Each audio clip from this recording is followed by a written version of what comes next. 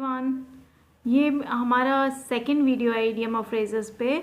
इससे पहले का वीडियो अगर आपने नहीं देखा है, प्रीवियस वीडियो नहीं देखा है, तो आप उसको प्लेलिस्ट से देख सकते हैं।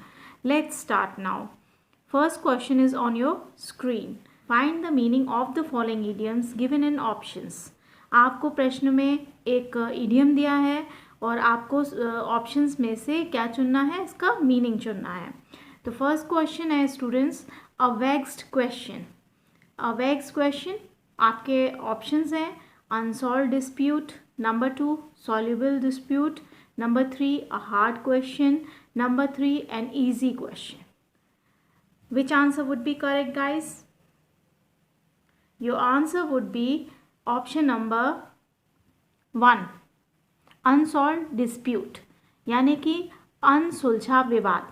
इसमें जो वेक्स्ड वर्ड दिया है, इसका मीनिंग होता है स्टूडेंट्स टू इरिटेट करना, किसी को परेशान करना, मतलब चिढ़ाना, एनॉय, प्रोवोक, ये होता है इसका मीनिंग। ठीक है, गुस्सा दिलाना, इरिटेट करना, वेक्स्ड वर्ड का मीनिंग। अब पूरा जो इडियम दिया हुआ है अ वेक्स्ड क्वेश्चन, इसका मीनिंग क्या होगा? ऑप्शन नंबर 1 करेक्ट होगा, अनसॉल्व डिस्प्यूट, यानी कि ऐसा डिस्प्यूट यानी अनसुलझा विवाद। क्या कहेंगे? अनसुलझा विवाद या ऐसी प्रॉब्लम या क्वेश्चन जो अभी तक सॉल्व ना हो सकी हो। Dispute but which remain unresolved. Unresolved means जो कि सॉल्व ना हो सकी हो। तो इसका कौन सा आंसर सही होगा? ऑप्शन नंबर 1 करेक्ट होगा, अनसॉल्व डिस्प्यूट, यानी ऐसा विवाद, ऐसी प्रॉब्लम या क्वेश्चन जो अब तक सॉल्व ना हो सकी हो, उसे हम क्या कहेंगे? अ वेक्स्ड क्वेश्चन। चलिए इसका एक सेंटेंस में यूज देखते हैं स्टूडेंट्स। आपके सामने सेंटेंस है, it's really a vexed questions that needs proper attention. ये वास्तविकता में ऐसे प्रश्न हैं कि जिनको हम सॉल्व नहीं कर सकते, उन्हें हमें प्रॉपर ध्यान देने की क्या है, ज़रूरत है। तो ये एक तरह के ऐसे वेक्स्ड क्वेश्चंस है, मीन्स जिन पे हम विवाद तो करते हैं लेकिन वो सॉल्व नहीं होते, उनका हमें प्रॉपर ध्यान देने की ज़रूरत है। इस सेंटेंस में ये कहा गया है, इस तरह से इसका यूज़ किया गया है सेंटेंस में। Let's solve the next question. An iron hand. Your options are to control lovely, option number 2 to control severely, option number 3 a hand made of iron, option number 4 a powerful hand. तो students, जो option number 2 है उसमें जो severely दिया है उसका मतलब होता है गंभीरता से, यानी कि टू कंट्रोल सीवियरली मीन्स गंभीरता से कंट्रोल करना, नियंत्रण करना। तो क्या आंसर होगा? विच आंसर कैन बी करेक्ट? आपका आंसर होगा स्टूडेंट्स टू कंट्रोल सीवियरली, मतलब गंभीरता से कंट्रोल करना। इसका मीनिंग होता है एन आयरन हैंड, जो इडियम दिया है इसका मीनिंग होता है students forceful and uncompromising manner of doing something. Forceful मतलब बहुत शक्ति के साथ, और अनकॉम्प्रोमाइजिंग मीन्स हठी, यानी कि refusing to change a decision, मतलब अपना डिसीजन चेंज ना करे, जो हठी हो। तो इस तरीके से जो काम करता है, तब हम कह सकते हैं एन आयरन हैंड, यानी कि एक दूसरे सेंस में हम कह सकते हैं कि गंभीरता से कंट्रोल करना। तो इसका आंसर कैसा ही हुआ? To control severely. Option number 2 correct है। अब आपके सामने इसका एक सेंटेंस लिया है हमने, जिसमें इस इडियम का यूज़ किया गया है। आपका सेंटेंस है, he ruled the company with N iron hand. उसने कंपनी पे रूल किया बहुत गंभीरता से, बहुत अच्छे तरीके से। ये सेंस है इस सेंटेंस का। Let's look at the next question, question number 3, to bell the cat. Your options are to take lead in danger, option number 2 to tie a bell to a cat's neck, number 3 to be alert of the enemy, number 4 to make noise। enemy होता है दुश्मन। तो बताइए students, your answer would be option number 1। Option number 1 is correct answer. To take lead in danger means, ये जो idiom है इसका क्या मतलब हुआ? टू अटेम्प्ट समथिंग डेंजरस, मतलब ऐसा कुछ काम करना जो खतरनाक हो, या फिर हम कह सकते हैं कि खतरा मोल लेना। क्या कह सकते हैं? खतरा मोल लेना। जैसे मतलब ऐसा काम करना या करने के लिए तैयार हो जाना जो बिल्कुल इम्पॉसिबल था, डेंजरस था। अगर वो अचीव हो जाता है, लेकिन वो करना कैसा था? बहुत कठिन था। बहुत ही खतरनाक था, इस सेंस में इसका यूज़ किया जाता है टू बेल द कैट। तो इसका आंसर क्या होगा? आंसर होगा आपका, your answer would be option number 1। चलिए हम इसका यूज़ देखते हैं एक सेंटेंस में। आपके सामने एक सेंटेंस है, all cry against the officer but nobody has the courage to bell the cat. यानी कि आपके लास्ट में देखो आप इडियम यूज़ किया है टू बेल द कैट। तो यहाँ पर जो है करेज मीन्स साहस। All cry against the officer, सभी ऑफिसर के खिलाफ हैं लेकिन किसी में उसके अगेंस्ट जाने का साहस नहीं है, तब हम इस सेंटेंस का यूज़ कर सकते हैं। क्वेश्चन नंबर 4 है, an apple of discord. Your options are number A, a subject quarrel, number 2, an apple between two, number 3, a rotten apple, number 4, quarrel without cause. तो इसमें जो डिस्कॉर्ड है वर्ड, उसका मीनिंग होता है कलह या झगड़ा। तो बताइए क्या आंसर होगा? आपका आंसर सही होता है अ सब्जेक्ट क्वेरल, मतलब झगड़े का विषय। यहाँ जो एप्पल ऑफ डिस्कॉर्ड वर्ड दिया है, इस डिस्कॉर्ड का मीनिंग भी कलह होता है, ठीक है। तो आपका जो इसमें से सही आप लगाएंगे वो कौन सा आंसर होगा? अ सब्जेक्ट क्वेरल। देखिए स्टूडेंट्स, इस इडियम का मीनिंग होता है कॉज ऑफ फाइट और क्वेरल, ठीक है, मतलब लड़ाई या झगड़े का कारण। या फिर हम कह सकते हैं दूसरा एक मीनिंग देख सकते हैं, समथिंग दैट कॉजेज अनहैप्पीनेस और ट्रबल, मतलब जो कुछ ऐसा जो कि हमें कॉज करे अनहैप्पीनेस, मतलब दुखी कर दे, ट्रबल प्रॉब्लम में ला दे। तो या तो ये कह सकते हैं हम कॉज ऑफ फाइट और क्वारल, या फिर हम कह सकते हैं समथिंग दैट कॉजेज अनहैप्पीनेस और ट्रबल, ठीक है। तो आपके पास कोई ऑप्शन दिया था अ सब्जेक्ट क्वेरल, तो आपका आंसर हो जाएगा अ सब्जेक्ट क्वेरल, यानी कि झगड़े का विषय, यानी झगड़े का कारण। अब हम सेंटेंस को देखते हैं स्टूडेंट्स। आपके सामने सेंटेंस है, जैसे देखो इसका यूज करके, this plot of land is the Apple of Discord between the two brothers. This plot of land is the Apple of Discord between the two brothers. Apple of Discord word idiom का use किया है sentence में। इसका मतलब हुआ कि जो plot है वो झगड़े का कारण है, दो ब्रदर्स के बीच में, दो भाइयों के बीच में झगड़े का कारण ये जमीन का टुकड़ा है, ठीक है। तो इस तरह से इसका यूज किया गया है, करते हैं हम। Come to the next question guys. Question number 5, to die in harness. To die in harness, और your options are talk thoroughly, option number 2, to die while on post, number 3, to retire, number 4, tit for tat. ये भी एक idiom ही है, tit for TET means जैसे को तैसा। चलिए बताइए क्या होगा? ऑप्शन नंबर 2 करेक्ट होगा। क्या होगा? ऑप्शन नंबर 2 आपका आंसर होगा, to die while on post, ठीक है। इसमें जो थरली दिया है स्टूडेंट्स, थरली का मतलब हो गया कि अच्छी तरह से, सावधानी से, पूरी तरह से, इन अ केयरफुल और कंप्लीट वे, ठीक है, सावधानी के साथ, पूरी तरह से, थरली। तो आपका आंसर क्या है सही? To die while on post. देखिए स्टूडेंट्स, इसका मीनिंग होता है डाई बिफोर रिटायरमेंट, रिटायरमेंट से पहले ही मर जाना। या फिर हम कह सकते हैं to die while still actively working, मतलब वो अभी अभी एक्टिवली काम कर रहा था और उससे पहले ही वो मर गया, मतलब अपनी ड्यूटी पर ही था तभी वो मर गया, एक्टिव था लेकिन वो मर गया। To die while on one's duty, कोई व्यक्ति अपनी ड्यूटी पर ही था और तभी वो मर गया, यानी रिटायरमेंट से पहले मर गया। या फिर हम कह सकते हैं अपनी पोस्ट पर था तब मर गया, तब हम इस इडियम का यूज कर सकते हैं टू डाई इन हार्नेस। तो यहाँ पर हमारे पास ऑप्शन है to die while on post, तो हम किस पे लगा देंगे? To die while on post पे लगा देंगे। अब इसका यूज देखते हैं स्टूडेंट्स। इसमें दिया है Shyam a brave soldier died in harness.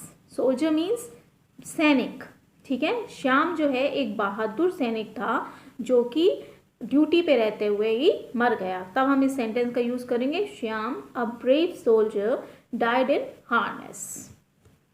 Number 6 है students, to read between the lines. Your options are to suspect, number 2, to read carefully, number 3, to understand the hidden meaning of the word, number 4, to do useless things. बताइए students कौन सा answer correct है।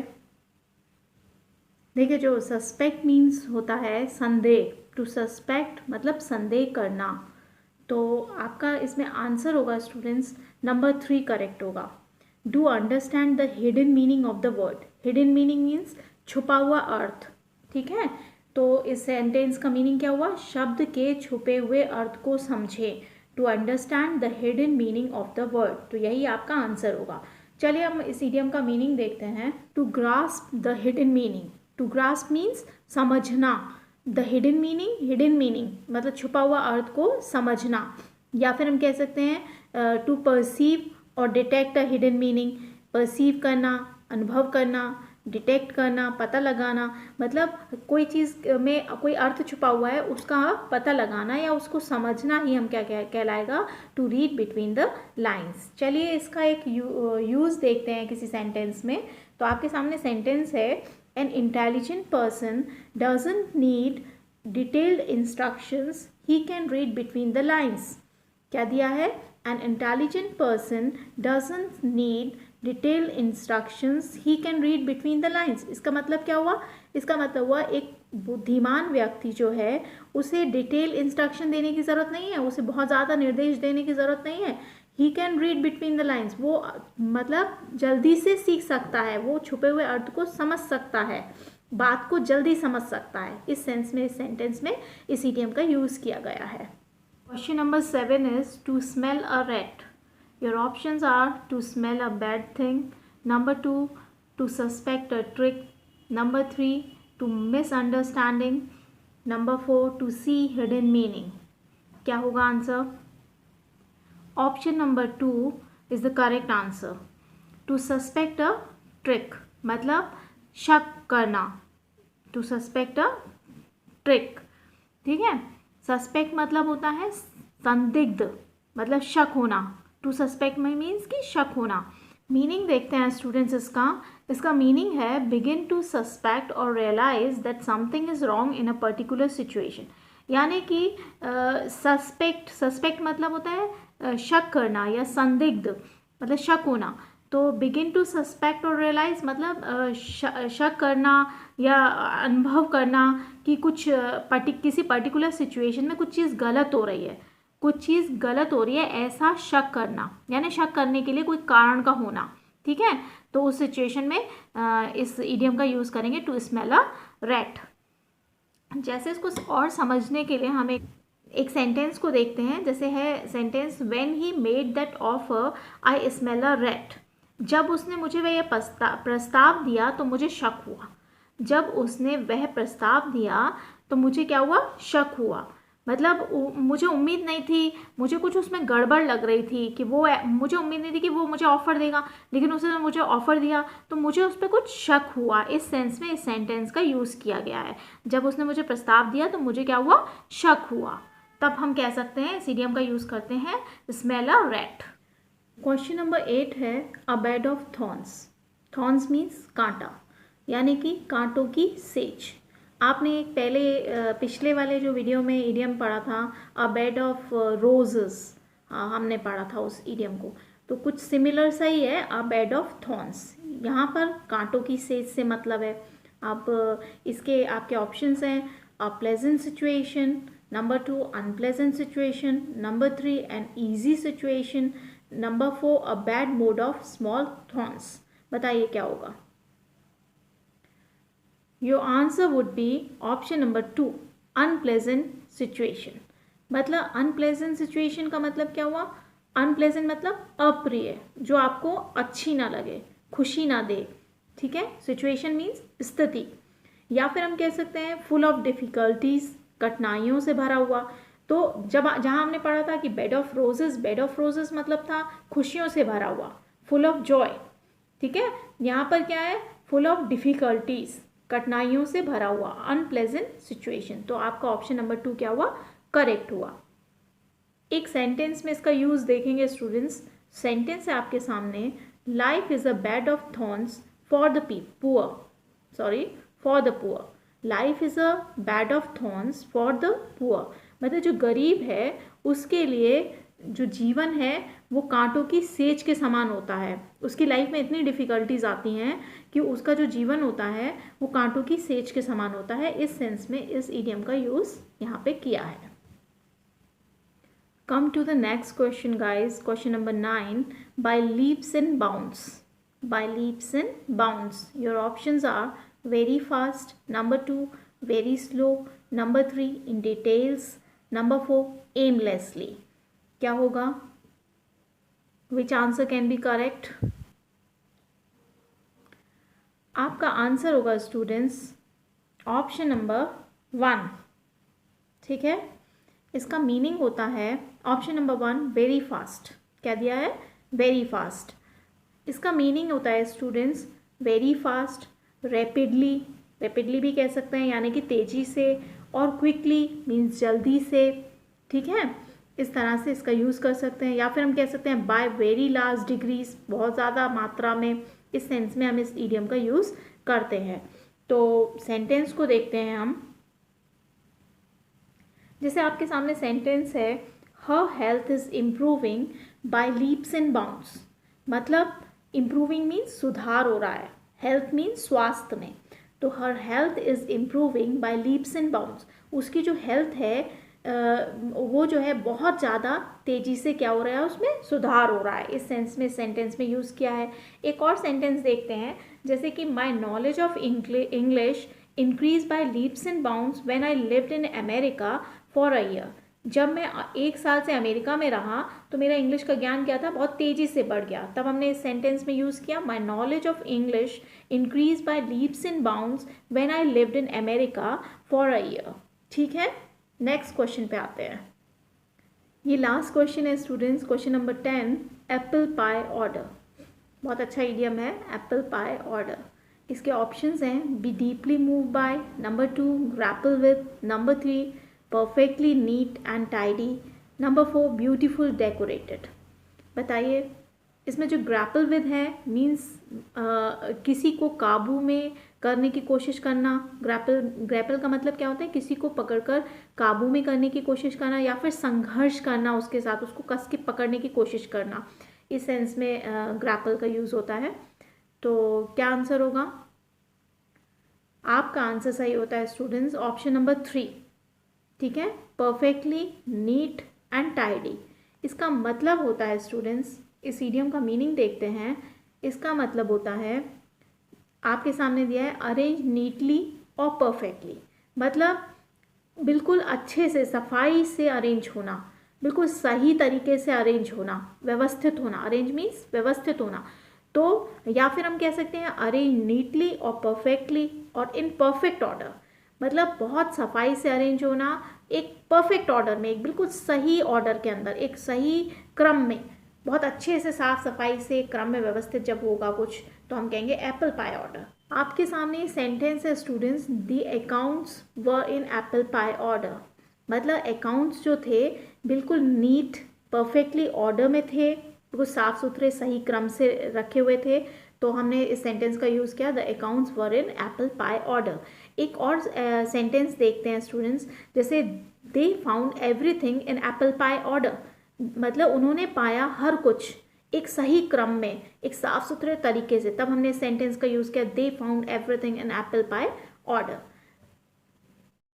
Guys, please subscribe to my channel, share with your friends, do give your valuable suggestions about the video, press the bell icon given below so that you can get notifications of all the videos made by me. Thank you.